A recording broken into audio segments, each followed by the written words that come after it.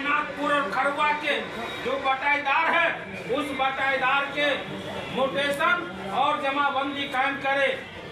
तीसरा सवाल है कि इजरा में कई वर्ष करीब 25 वर्षों से बसे हमारे भूमिहीन भाइयों का अभी तक कई बार पूर्व के सीओ आज जेल में है। उन्होंने भी समय लिया था कि हमको 1 महीना छोड़ दीजिए। 1 महीना के बाद शायद उस समय लोकसभा का चुनाव था, 1 महीना छोड़ दीजिए, उसके बाद हम पर्चा देंगे। लेकिन वहाँ के भूमिहीन को पर्चा नहीं मिला।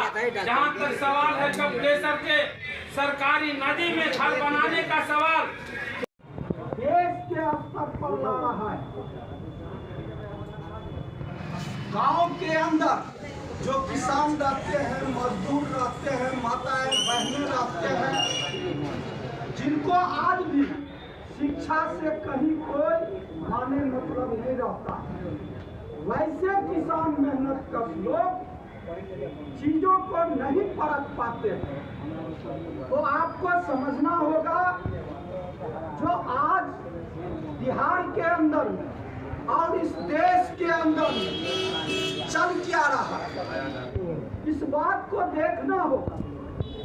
आप रैता का सवाल हो या मधुबनी का सवाल हो या पूरे बिहार का सवाल हो,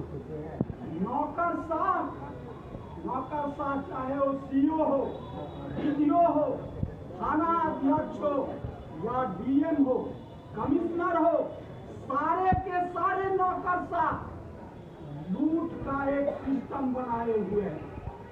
वह लूट जो जनता का जो बुनियादी हक है, जनता का जो जरूरतें चीजें हैं, उसमें बड़े स्तर पर लूट किया जा रहा है।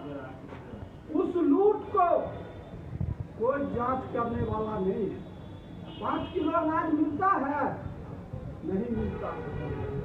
4 किलो अनाज सबको दिया जा रहा है। दूसरी तरफ ढोल पीटा जा रहा है, हम मुफ्त में अनाज दे रहे हैं। गरीबों का बात हुआ है, जमीन की बात हुआ है। अवैध रूप से सरकारी जमीन पर मकान बन रहा है। हमारे नेताओं ने आपको विस्तार से बताया, कई कांग्रेस लोगों को पर्चा दिया गया है, लेकिन जमाबंदी उसका काम नहीं हुआ। पर्चा मिला है लेकिन दखल पोजीशन उसको